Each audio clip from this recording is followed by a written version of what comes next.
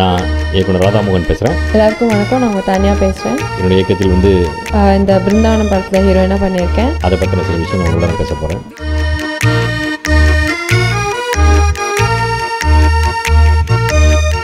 Piracy பண்ணுறவங்களோட ஆபத்தானவங்க அதை வந்து support பண்ணி இந்த மாதிரி பேசுகிறவங்க தான். இப்போ எல்லாருமே பாகுபலி எடுக்க முடியாது. நீங்கள் கவலைப்படுறீங்க அது ஒரு படம் எவ்வளோ சம்பாதிக்கிறத பொறுத்து. ஒரு தவறான இதனால் எவ்வளோ எழுதுன்ற மட்டும் பாருங்கள். நீங்கள் நான் வந்து எனக்கு தேவைப்படுது, நான் வந்து திருடுறேன், நீங்கள் வந்து உங்களுக்கு இதுனாக்க நீங்கள் போய் பேங்க்கில் வச்சுக்கோங்க நகையெல்லாம், ஏன் வீட்டில் வைக்கிறீங்க அப்படின்னு கேட்டால் எவ்வளோ ஒரு கோவம் வருமோ, எவ்வளோ ஒரு அபத்தமோ அந்த மாதிரி ஒரு அபத்தம் இருக்குது. ராஜ்நெட் நேயர்களுக்கு வணக்கம். நான் இயக்குனர் ராதாமோகன் பேசுகிறேன். இப்போது என்னுடைய இயக்கத்தில் வந்து வான்சன் மூவிஸ் தயாரிப்பில் ஷான் சுதர்சன் அவர்கள் தயாரிச்சிருக்கிற பிருந்தாவனம் படம் மே 26 திரைக்கு வருது. அதை பற்றின சில விஷயங்கள் உங்களோட நான் பேச போகிறேன். அபியும் நானும் மொழி மாதிரி படங்கள் வந்து நீங்கள் கொடுத்துருக்கீங்க. அப்படி கொடுத்துருக்கிற பட்சத்தில் கௌரவ மாதிரி படங்கள் வந்து சரியாக போகலை அப்படின்ற மாதிரி இண்டஸ்ட்ரியிலையும் பொதுமக்களும் ஃபீல் பண்ணுறாங்க. உண்மைதான் அது. ஆமாம், அப்போ வந்து பொதுமக்கள் வந்து கமர்ஷியல் எதிர்பார்க்குறாங்க சார். கமர்ஷியல் மாதிரி படம் இல்லை, அந்த படத்தை வந்து அதாவது ஒரு நல்ல நோக்கத்தோடு அந்த படத்தை பண்ணணும். அதாவது இன்றைக்கி வந்து இவ்வளோ டெக்னாலஜி, இவ்வளோ நாகரிக வளர்ச்சி இவ்வளோ இருந்தாலும் வந்து ஒரு ஜாதி அப்படின்ற ஒரு பிரச்சனையில் வந்து கொலைகள் வரைக்கும் போகிறது, அதாவது பெற்ற பிள்ளைகளே கொலை பண்ணுற அளவுக்கு போகிறதுன்ற ஒரு அவலமான சூழ்நிலை வந்து அடிக்கடி நடந்துகிட்ருக்கு. அது வந்து ஒரு மனசை பாதிக்கும் போது அதை பற்றி ஒரு படைப்பாளியாக அந்த அப்படி ஒரு படம் பண்ணணும்னு நினச்சேன் நான். பட் சில காரணங்களுக்காக வந்து அது எப்படி நம்ம சொல்லணுமோ அதை சொல்ல முடியாமல் போச்சு. அதுக்காக நான் யாரையும் வந்து இது பண்ண விரும்பல. அது என்னுடைய ஒரு தவறு நான் எடுத்துக்கிறேன். நான் அந்த மாதிரி எனக்கே சில படிப்பினைகள் கொடுத்த படம் அது.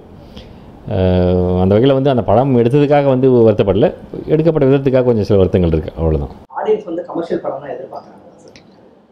இல்லை, கமர்ஷியல்ன்றது இல்லை, அதாவது கமர்ஷியல் அதில் எனக்கு அதில் உடன்படலை. பட் ஆடியன்ஸ் வந்து ஜென்ரலாக ஒரு தியேட்டருக்கு வர்றாங்க அப்படின்னாக்கா அது வந்து என்டர்டெயின்மெண்ட்டுக்காக தான். அதில் வந்து மாறுபட்ட கருத்தே கிடையாது. ஸோ நீங்கள் என்ன கதை சொன்னாலும் வந்து அதை வந்து ஒரு என்டர்டெய்னிங்காக சொல்லணும்னு ஆடியன்ஸ் எதிர்பார்க்குறாங்க, அவ்வளோதான். மற்றபடி அவங்க வந்து நான் இந்த கதையை தான் பார்க்க போகிறேன் அப்படின்னு சொல்லிட்டு யாரும் தியேட்டருக்கு வரதில்லை. அவங்க வந்து எல்லா கதையும் பார்க்க தயாராக இருக்காங்க. பட் அதை வந்து ரொம்ப ட்ரையாக சொல்லாமல் கொஞ்சம் அது இன்றைக்கி வந்து ஒரே ஒரு சின்ன விஷயம் இன்றைக்கி நிறைய கொஞ்சம் வேகமாக சொல்ல வேண்டியிருக்கு. இப்போ ஒரு முந்தி மாதிரி இன்றைக்கி வந்து ஒரு உதிரி பூக்களோ ஒரு இதாக பார்க்கும்போது அப்படியே அந்த ஸ்லோவாக அப்படியே அந்த உணர்வுகளை அப்படியே அழுத்தமாக பதிவு பண்ணி அந்த மாதிரியான ஒரு ரசிக்கிறதுக்கு இன்றைக்கி வந்து ஆட்கள் கம்மி. இன்றைக்கி எல்லாமே கொஞ்சம் ஃபாஸ்ட்டாக சொல்ல வேண்டியிருக்கு, அந்த ஒரு விஷயம் தான். மற்றபடி வந்து வித்தியாசமான கதைகள் எல்லாத்தையும் பார்க்க மக்கள் தயாராக தான் இருக்காங்க. அது அவங்களுக்கு அப்பீல் ஆகிற மாதிரி நம்ம எடுக்கிற பட்சத்தில். நீங்கள் நிறைய லாங் கேப் படம் பண்ணுறதுக்கான ரீசன் அப்படிலாம் ஒன்றும் கிடையாது. சரி, இன்னும் இப்போ உப்பு கருவாடு ரிலீஸ் ஆகி ஒரு 6 மாதம் இந்த படத்தை ஆரம்பிச்சிட்டோம். இன்றைக்கி வந்து படம் பண்ணுறது ரொம்ப ஈஸி. ஒரு படத்தை ஆரம்பித்து 40 நாள் படத்தை முடிச்சிட்டோம், எல்லாம் பண்ணிட்டோம். ஆனால் ரிலீஸ்னு வரும்போது கொஞ்சம் அதுக்காக சில காத்திருத்தல் அவசியமாக போயிடுது, அது தவிர்க்க முடியாமல் போயிடுது. ஒரு சினிமானா பல விஷயங்கள் வந்து கூடி வந்தால் தான் ஒரு சினிமா வாங்க முடியும். அப்படியான ஒரு விஷயம் தான். எந்த ஒரு படைப்புமே அதற்கான நேரத்தை அதை எடுத்துக்கும். அது வந்து இன்றைய சூழ்நிலை எப்படி. நீங்கள் எம்எஸ் பாஸ்கர் அந்த மாதிரி ஒரு கேரக்டர் ரோல் பண்ணுறவங்கள வச்சு நிறைய சப்ஜெக்ட் படங்கள் பண்ணியிருக்கீங்க. அதனால் அவங்களுக்கு ஃப்யூச்சரில் வந்து அதே கேரக்டர் ரோல் பண்ணுறதுக்கான ஸ்கோப் அவங்களுக்கு நிறைய கிடைக்கிது. அப்படின்ற பட்சத்தில் நீங்கள் மெயினாக இந்த ஹீரோ இந்த ஹீரோயினி அப்படின்ற மென்ஷன் பண்ணாமல் வெறும் கேரக்டர் ஆர்டிஸ்ட்டை மட்டும் பேஸ் பண்ணி ஒரு சப்ஜெக்ட் பண்ணுற மாதிரி ஏதாச்சும் ஐடியா இருக்குங்களா?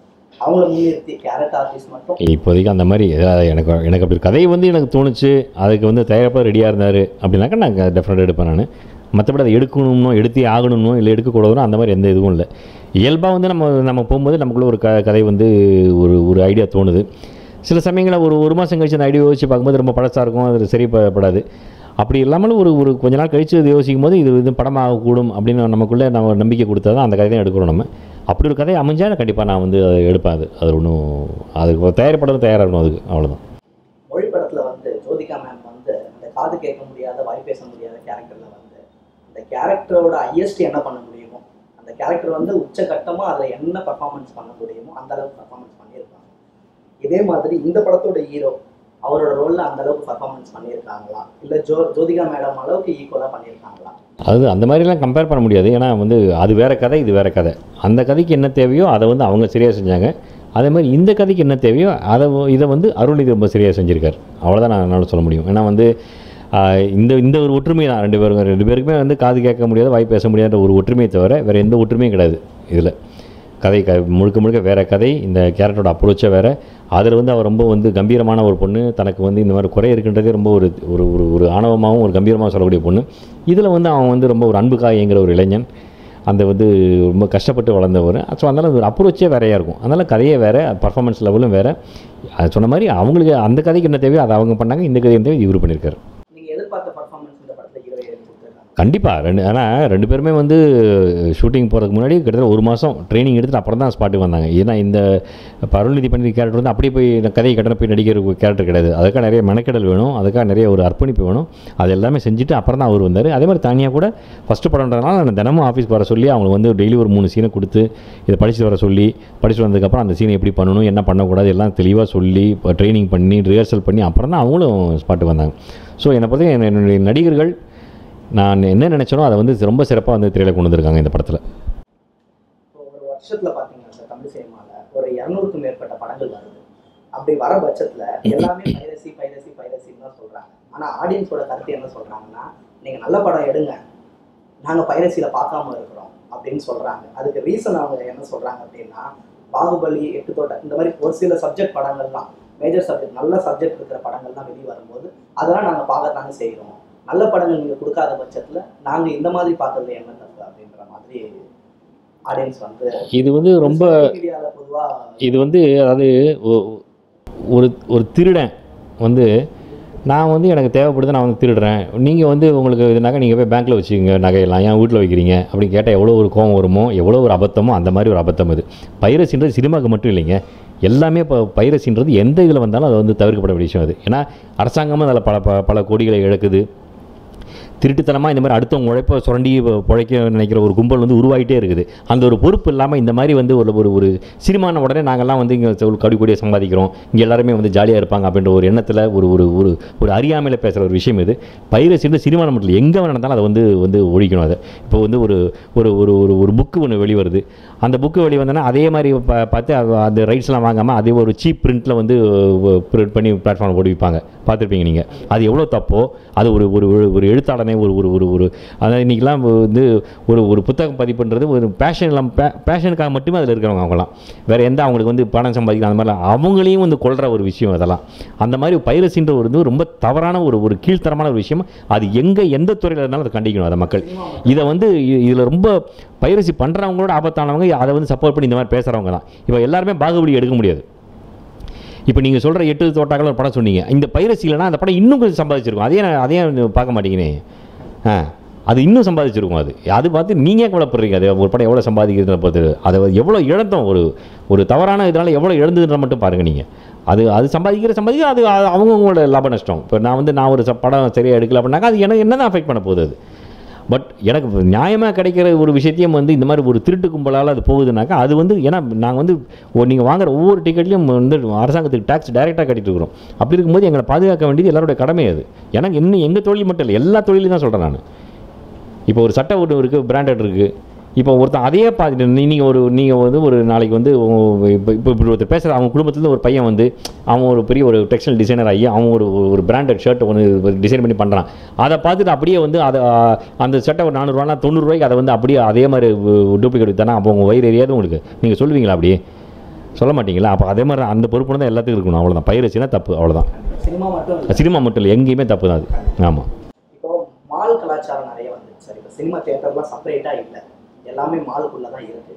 அப்படி மாலுக்குள்ளே இருக்கிற பட்சத்தில் ஒரு ஃபேமிலியோட படம் பார்க்க போகிறாங்க அப்படின்னா ticket cost, bike parking, include ஃபுட்டுலாம் அலோவ் பண்ணுறது இல்லை உள்ள. அப்படி இருக்கிற பட்சத்தில் இவ்வளோலாம் நாங்கள் செலவு பண்ணி படம் பார்க்குறோம், இதுக்கான ப்ரொடியூசர் கவுன்சில்லையோ மற்றவங்களோ என்ன ஸ்டெப்பு இதுக்கான எடுக்கிறாங்க அப்படின்னு வந்து ஆடியன்ஸ் கேட்குறாங்க. நாங்கள் படம் பார்க்குறோம், நாங்கள் வந்து இப்போ ஒரு 1000 ரூபாய் செலவு பண்ணி ஒரு ஃபேமிலியோட போய் பார்க்குறோம், எங்களுக்கு அந்த படம் திருப்திகரமாக இருக்கணும். அது 2வது பட்சம் சார். படம் திருப்திகரமாக இருக்குது இல்லைன்றது 2வது பட்சம். இந்த மாதிரி மால் கலாச்சாரத்தை, இந்த மாதிரி விஷயத்தை நீங்கள் எப்படி பார்க்குறீங்க? இதெல்லாம் தவிர்க்க முடியாதுண்ணா. சினிமா மட்டும்தான் வந்து ஏறி இருக்காண்ணே, எல்லாமே தான் ஏறி இருக்குது. முந்தி வந்து ஒரு 5 ரூபா இருந்தாக்க முழுசாக ஒரு ஃபுல் மீல் சாப்பிட்றலாம். இன்றைக்கி முடியுமா? அது முடியாது. அது வந்து இன்ஃப்ளேஷன் பல விஷயங்கள் இருக்குது. அது எது வந்து முறைப்படுத்தணும், அது வந்து எல்லாமே வந்து ஒரு வரம்பு மீறி போகும்போது அதை கண்டிக்கலாம். இப்போ வந்து ஒரு தியேட்டரில் வந்து ஒரு சாப்பிட்ற பொருள் வந்து ஒரு அநியாயத்துக்கு விளைவித்தாங்கனாக்கா அது கண்டிப்பாக வந்து தட்டி கேட்கலாம், இது பண்ணலாம், அவ்வளோதான். மற்றபடி ஐயோ விளையேறிச்சாங்க எல்லாமே அப்படி தான், எல்லாமே விளையேறிடுச்சு. அது இது வந்து இது கிடையாது. சினிமா வந்து இதுனாக்கா இப்போ ஒரு அங்கே வந்துட்டு அப்புறமா வந்து எனக்கு ஏசி சரியாக ஒர்க் பண்ணல, டாய்லெட்டில் வந்து சரி ஃபெசிலிட்டி இல்லைன்னு சொல்ல முடியாது இல்லையா? அதில் எது செய்யணுன்னாலும் அது வந்து பணம் தேவைப்படுது, அதுக்கான ஒரு செலவு இருக்குது எல்லாமே. ஸோ எல்லாமே ஒரு சர்க்கிள். இப்போ எதுவுமே ஒரு வரம்பு மீறி போகும்போது கண்டிப்பாக அதை செய்கிறதுக்கான ஒரு விஷயங்கள் எல்லாமே இருக்குது. அது கண்டிப்பாக நடக்கும். எல்லாருக்கும் வணக்கம். நான் உங்கள் தனியாக பேசுகிறேன். இந்த பிருந்தாவனம் படத்தில் ஹீரோயினாக பண்ணியிருக்கேன்.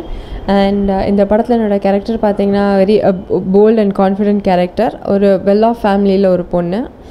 அண்ட் இதுதான் என்னோடய ஃபர்ஸ்ட் படம், என்னோடய டெபியூ. ஸோ இந்த படம் கிடச்சதுக்கு ஐ எம் வெரி ஹாப்பி. இந்த படத்தில் பார்த்தீங்கன்னா மோஸ்ட்லி அருள்நிதி சாரும் நானும் வந்து ஸ்டோரி லைன் பிரகாரம் ஃபுல்லாக சண்டை போட்டுகிட்டே தான் இருப்போம். பட் அந்த சண்டைக்குள்ளார இருக்க கெமிஸ்ட்ரி வந்து ரொம்ப க்யூட்டாக இருக்கும். அண்ட் விவேக் சார் வந்து விவேக் சாராகவே நடிச்சிருக்காரு. அண்ட் அவர் பார்த்தீங்கன்னா செட்டை வந்து ரொம்ப என்டர்டெயின்டாக வச்சுப்பார். ஏதாவது கமெண்ட்ஸ் பாஸ் பண்ணிக்கிட்டே இருப்பார். ரொம்ப ஜாலியாக இருக்கும் அவரோட நடித்தா. And he is very supportive and encouraging too. So ஒரு சீனியர் ஆர்டிஸ்ட்கிட்டேருந்து என்னால் நிறையா கற்றுக்க முடிஞ்சுது.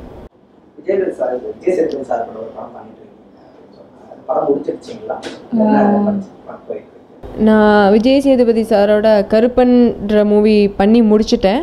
ஒரு ஃபியூ டேஸ் பேக் தான் அதோட ஷூட் ரேப்பப் ஆச்சு. ஸோ அது இன்னும் ஒரு ஃபியூ மந்த்ஸில் ரிலீஸ் ஆகும். ஆக்சுவலி பர்டிகுலர் ரோல் மாடல்னு கிடையாது. பட் எல்லார்கிட்டேருந்தும் ஒரு பாசிட்டிவ் குவாலிட்டி கண்டிப்பாக நான் வந்து எனக்கு இம்ப்ரூவைஸ் பண்ணிக்கிறதுக்காக எடுத்துப்பேன். இந்த படம் கூடிய சீக்கிரத்தில் தியேட்டர் ரிலீஸ் ஆக போகுது. எல்லோரும் தியேட்டரில் போய் பாருங்கள், என்ஜாய் பண்ணுங்கள். Do support us. தேங்க்யூ.